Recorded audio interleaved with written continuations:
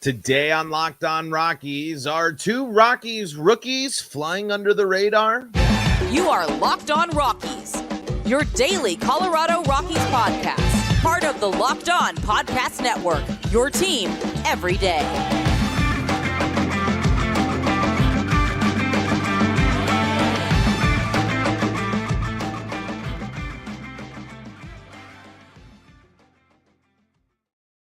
Rock on Rockies fans, welcome into the Locked On Rockies podcast for today, the 27th day of June in the year 2023. I'm your host of the Locked On Rockies podcast, Paul Holden, coming to you from my unfortunately barren Locked On Rockies studio here in the middle of a move, but we're still bringing you your daily Colorado Rockies talk right here on the Locked On Podcast Network, where you can find your team every day. And if your team is the Colorado Rockies, guess what? You are in the right spot, because that's what we do around here each and every day.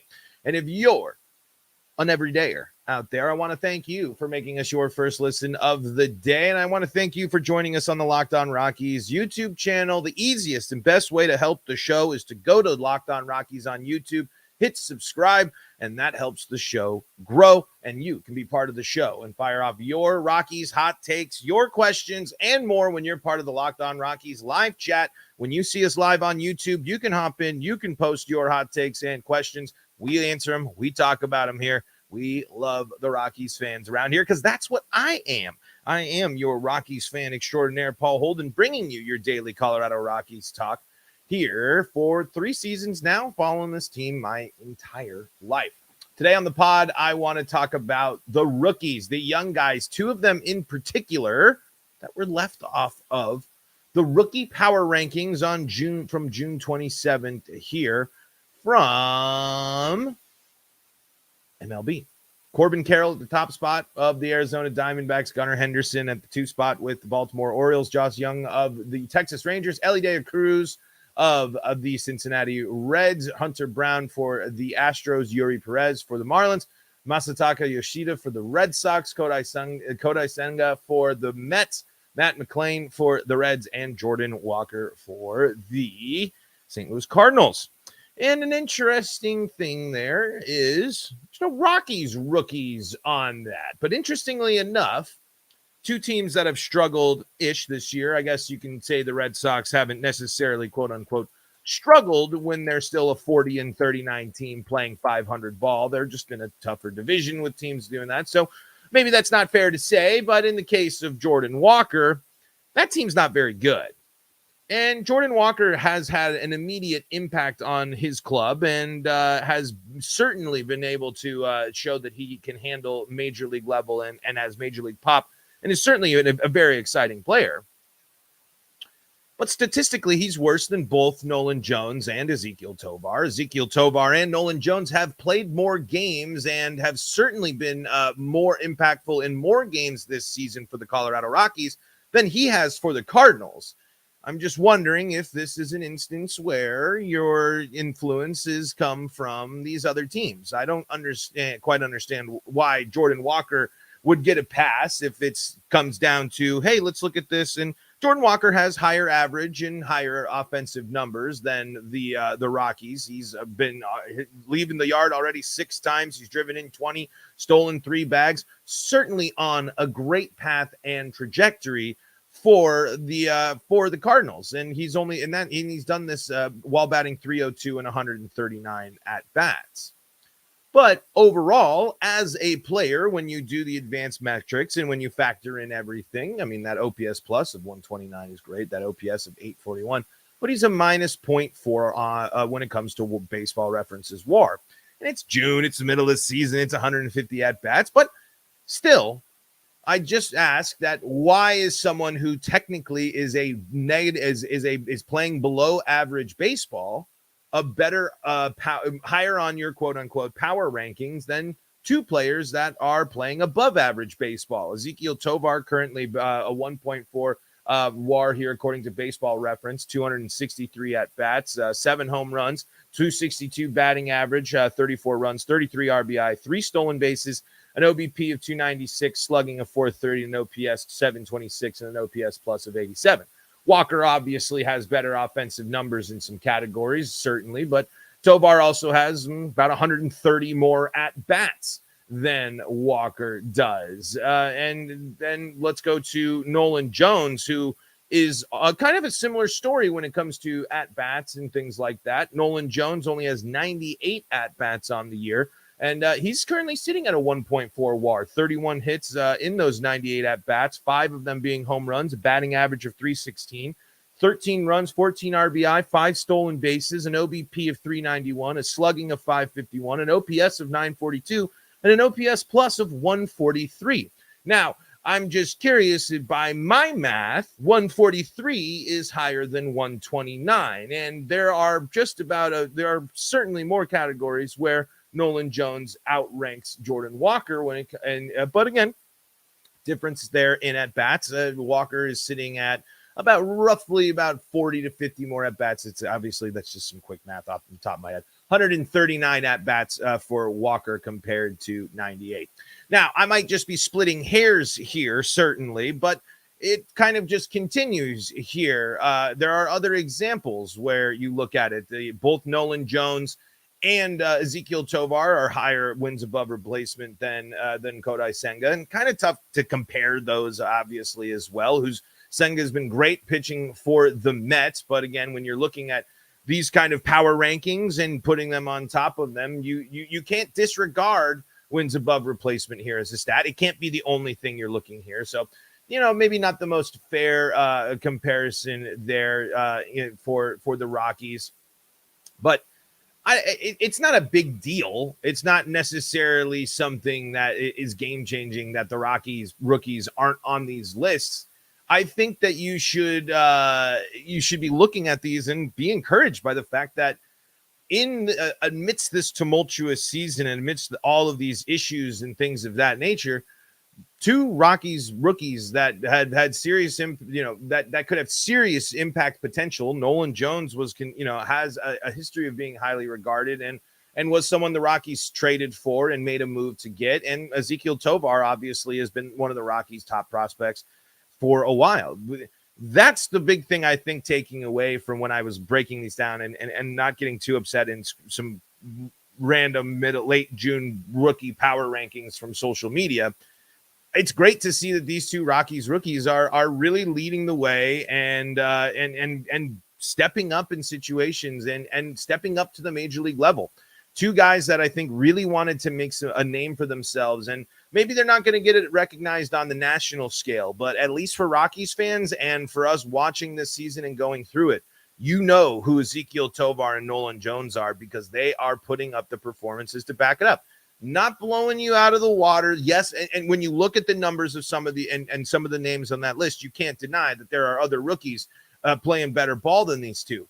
But when we're taking it from a Rockies perspective and when we're looking at it from a Rockies perspective, we can sit there and be encouraged by the Rockies and point out that, when it comes to the bottom of these power rankings, or when you're looking at who can make some moves, the Rockies do deserve a little bit more love, especially when you can't use the excuse of just bad teams or whatever, when you're putting up a St. Louis Cardinal in there and you have a pitcher for a middling Red Sox team. When you look at the other names and when you look at the other teams of these rookies on this list, you can't really argue with the success and the runs that they're going on. Corbin Carroll obviously being, and the D-backs have been great. Same with, for the Orioles, the Rangers, the Reds, the Astros, the Marlins. But when I see Red Sox, Mets, and St. Louis getting higher up on these power rankings, and I think that is one more I wanted to bring up here. Yoshida for the Red Sox. He has 268 at-bats, so kind of closer in this category to Tovar. And he doesn't have as much wins above replacement. He's got Tovar in a couple areas, including batting average, runs, so he does have some of the advantages over, again, when the batting line for Yoshida is better than Tovar, but is Yoshida playing much better defense than Tovar, enough to make that much of a significant impact that he's really changing this Red Sox team and this outlook of this Red Sox team that is currently sitting in last place in their division by 3 games and is currently 13 games back out of the lead in the AL East. They've won more games than the Rockies, so that's a metric there as well. Maybe I think the benefit. I think you're not going to take a Red Sox. I think that's why you look at a solid performing Red Sox rookie on a Red Sox team that's at least 500, and of course you're going to put his name on there. It's a little more recognizable. But when it comes down to brass tacks, there are some names on this list that are benefiting from the teams that they play from and where they are and the biases of these teams. And just like every other Rocky in the history of time, Ezequiel Tovar and Nolan Jones are flying under the radar a little bit. Not the end of the world, not the worst thing. And at the end of the day, I care way more about seeing them and their impact on the Rockies than ever seeing them on some list. But, hey, these guys can't keep performing like this and not get recognition and not get looked at as some of the top performing rookies of the year, especially if they keep doing what they're doing. Nolan Jones at the dish and Tovar at the dish, and especially defensively as well. So, kind of my take on that, and let's dive into a little bit more of the actual game coming up tonight. The Rockies are going up against their dreaded rivals, the dreaded Dodgers, tonight, and there's always a sense of dread going into these games, but there is an opportunity for the Rockies if they can stay in games. We'll talk about that here coming up in segment number 2. Before we do that, though, got to tell you about our friends at eBay Motors. eBay Motors is going to help you build the championship team because every player is a perfect fit on a championship team. It's the same when it comes to your vehicle. Every part needs to fit just right. So the next time you need parts and accessories, head to eBay Motors. With eBay Guaranteed Fit, you can be sure every part you need fits right the first time around. Just add your ride to My Garage and look for the green check to know the part will fit or your money back. Because just like in sports, confidence is the name of the game when you shop on eBay Motors. And with over 122 million parts to choose from, you'll be back in the game in no time. After all, it's easy to bring home a win when the right parts are guaranteed. Get the right parts, the right fits, and the right prices on ebaymotors.com. Let's ride. eBay Guaranteed Fit, only available to U.S. customers. Eligible items only. Exclusions do apply. This is the Locked On Rockies podcast. We're free and streaming on your favorite streaming service and on the SiriusXM app and SiriusXM radio. Just search Locked On Rockies, or if you want your play-by-play coverage of your Colorado Rockies, search Colorado Rockies on that app, and you'll be taken to where you need to go and get the feeds of your choice for your Rockies coverage. Want to thank you for making us your first listen of the day, and want to thank our everydayers out there like Lux Ace, who reminds us that CJ Cron returns to the Colorado Rockies tonight. We'll see how much of an impact that means for the Rockies when it comes to power production and for the fate of CJ Cron, honestly. There is a lot. I think CJ Cron comes back with a lot of question marks and a lot of uncertainty around what is going to be the plan going forward with CJ Cron and his time with the Colorado Rockies. Certainly we want to see him thrive. Certainly want to see him bounce back. And certainly we want to see him hit some big-time home runs for the Colorado Rockies. But he is certainly of interest here. And yes, we got KB. Yes, Chris Bryant, still a member of the Colorado Rockies, in case you forgot, like I often have. He is rehabbing and will be hopefully rejoining the Rockies at some point soon. And there's one thing, though, coming up here before all that happens and before Chris Bryant returns. The Rockies got to get through this Dodgers team. And there's this. The Dodgers are often someone that, of course, dominate the Rockies and someone that makes things not very fun for the Rockies. But when you look at one area for the Dodgers this year and one area for the Rockies to have to take advantage of, have to exploit, if the Rockies are going to win this because they're going up because this, they got Kershaw on the bump here. It's the classic matchup where the Rockies are probably going to have their backs up against the wall in this one. The difference being this Dodgers team isn't as intimidating when it comes to the bullpen. If the Rockies can maybe get to Clayton Kershaw, can chase Clayton Kershaw and get him out of the game, this is at Coors Field. If the Rockies can, we know what can happen there with our lovely ballpark. If the Rockies can chase Kershaw, if the Rockies can chase the starters, they can get access to a bullpen that has really not been all that great for the Dodgers this year. When you look, I'm looking at covers.com. They have LA in the bottom 5, actually just above the Rockies when it comes to bullpen performance. The Rockies and Dodgers have similar bullpen ERAs, 4.68 and a 4.82 ERAs for their 19 saves for the Dodgers. They got a whip, the Rockies bullpen whip of 1.51, and the Dodgers sitting there at 1.33. So, you know, they're certainly susceptible to giving up walks and hits in key situations.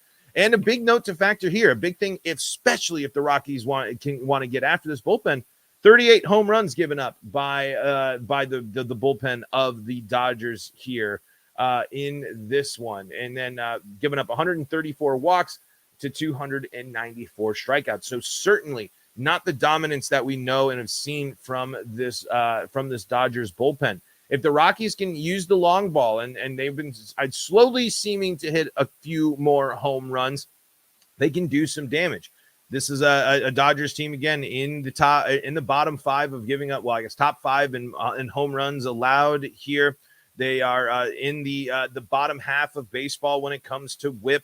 And they're also, again, bottom 5 or top 5 most runs given up. So that's the weakness. The Dodgers are showing that at this point that they have a weakness. You got Coors Field, and you need to if you really want to flip the momentum and flip the script, you got to go out there and beat your dreaded rivals, especially after the weekend. And I know it was just a series win. I know it just happened, but we talked about how big of a cloud that Saturday has over the Rockies, and it's baseball. We've already really moved on. It's very much in the rearview mirror. But you can completely wash away the thoughts of that if you can go out, beat Clayton Kershaw on your home ground. Defend Coors Field this series. Because as we saw on Saturday, it can't get out of hand. And the Dodgers do still have the ability to dominate baseball games. And they need to – these are crucial games for the Dodgers, who have found themselves in third place in the NL West, only a game behind San Francisco and only 3 behind Arizona. But this is a team that needs this series, and this is a team that's won 4 of their last 5, including 2 out of 3 against their dreaded, Houston, a dreaded rival. This is a Dodgers team that is heating up and playing better baseball, and this is a Dodgers team that isn't afraid to go on the road, especially a place like Coors Field. 124 home runs for this Dodgers lineup here, with an OBP of 325, slugging of 443. They still have the thump. Remember, this is still Mookie Betts and Freddie Freeman, and I mean, and the list goes on and on and on. I mean, when this is a stacked Dodgers team, even if they are underperforming by their standards here. So, how do the Rockies win this series? You got to hit some long balls, and you got to get to the bullpen, and you got to attack that bullpen when you have opportunities. If they give you a walk, if the Rockies get a free base, they have to be clutch and they have to be timely when it comes to things, because that's really the true weakness, because you know that Clayton Kershaw is going to come in this game and give them most likely a solid start. The Rockies, however, have shown that they can get after Clayton Kershaw. It's the one thing about playing the Dodgers all the time. You kind of know what's coming at you. You know what players you got to deal with. They've always been good and they're always a pain, but you have the tape. You have the experience. And a key thing, like Lux Ace puts out there too, if you want to win this series, your starters got to give you innings. Rocky starters need to go to the 6th at least. They need to go deeper into ball games to make sure that this bullpen isn't overused. It's overused, it's overworked, and it's continuing to trend downwards instead of where it used to be at one of the better bullpens in the league. Every time the Rockies need their starting pitching. The Rockies starters need to keep the Rockies in ball games and need to keep things close. They need to limit the big damage and limit the big innings. We've seen it so often, and we especially saw it this weekend. But the big innings, the crooked number innings, getting out of jams, they need their starters to do that. And they need their starters to go deeper in the game, because if you're going to beat a team like the Dodgers, you got to capitalize on mistakes, and everybody's got to be firing on all cylinders.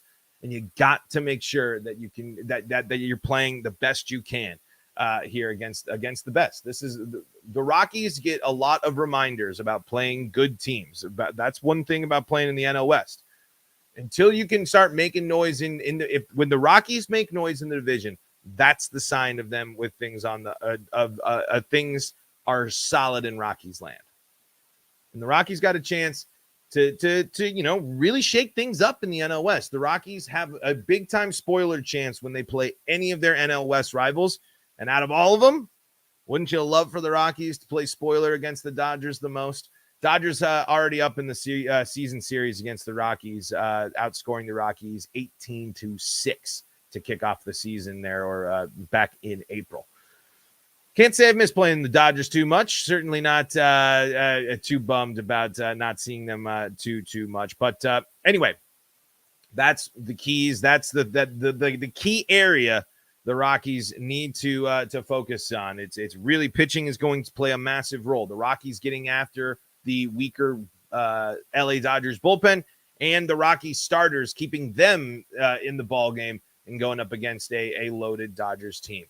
Let's talk about a pitcher that was DFA'd here, and is it a fit for the Rockies? We will talk about it here coming up in segment number 3.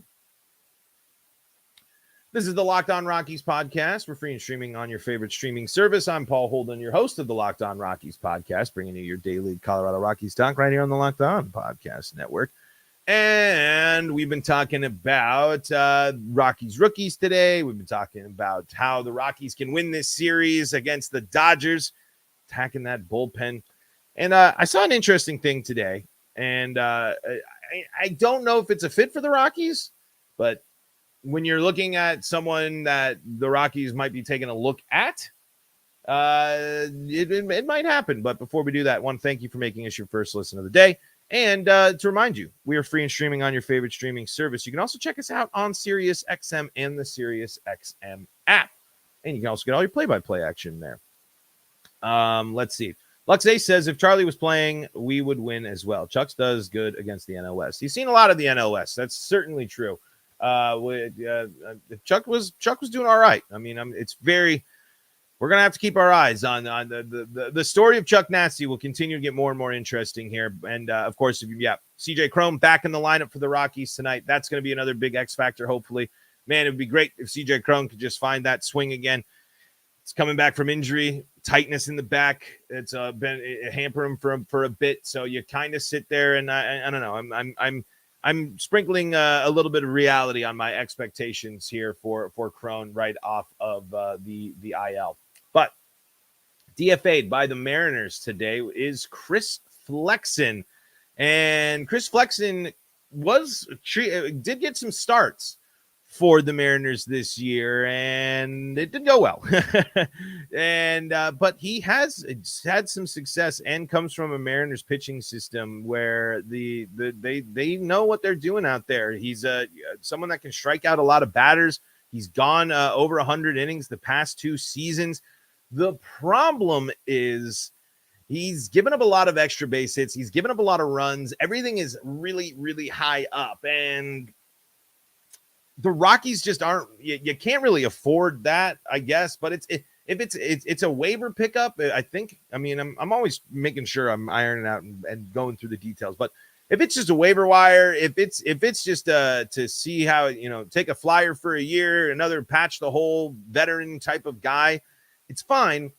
But it won't necessarily sit there and excite me, especially because, I mean, Flexen was certainly an impact for some of the Mariners' success there, especially in 2021. That season, they just missed out on the playoffs. But still, the Rockies need someone who can go deeper in ball games. But unfortunately, you can't necessarily count on Flexen to do that. He's already given in 42 innings pitched this year, given up 11 home runs, 36 earned runs, 29 strikeouts there to 19 walks. Everything just seems very off about Flexen right now, and I'm not necessarily sure that that coming back to or going to a place like Coors Field is going to be the remedy for that. I mean, if you look at the trajectories, he's on pace to set a career high in home runs allowed and earned runs allowed and just about everything if you give him more time. But change of scenery, change of pace, and maybe a different, maybe somehow Darryl Scott can reach him and make an impact. I don't necessarily think that's the case, but someone that has had success and someone that has pitched a lot of innings is available. And if it ain't going to cost you too much and it ain't going to be too much, you might take a look at it. I just don't necessarily think I think you can kind of, what the warning signs of someone that would not handle altitude well and handle the traveling back and forth and between the two are there. But at this point in 2023 with the Rockies, like, who cares? I mean, who cares? Why not? Like, especially when you're looking, especially if it's somebody that if Flexen does come over to the Rockies, if he gets to the 6th inning and he lets up 4 runs or whatever, and the Rockies are within 2 and striking distance the whole time, the Rockies just need starters to start getting deeper in ball games. And if Flexen can tap into some of the stuff that he has in the past, it might be an option. It's not a long-term fix, but it's a fix for 2023 or at least a possible option. But I don't see the Rockies making the move. It's just a name that might have been interesting at a position of interest for the Colorado Rockies. Rockies take on the Dodgers tonight. This is the 3rd game of the season against these two teams. 6:40 Mountain Time at Coors Field. We'll be breaking all the action right here on Locked On Rockies, and we thank you for tuning in today, because that's going to do it for today's episode of Locked On Rockies. Thank you so much for making us your first listen of the day and checking us out on all your favorite streaming services and Sirius XM. You can also check out Locked On Buffs, Locked On Avalanche, Locked On Nuggets, Locked On Broncos for more Colorado sports coverage. You can see it all on the Locked On Podcast Network. And folks, find us. Subscribe to Locked On Rockies on YouTube. Best way to help the show grow. And until next time, this is Paul Holden saying so long from the Locked On Rockies podcast.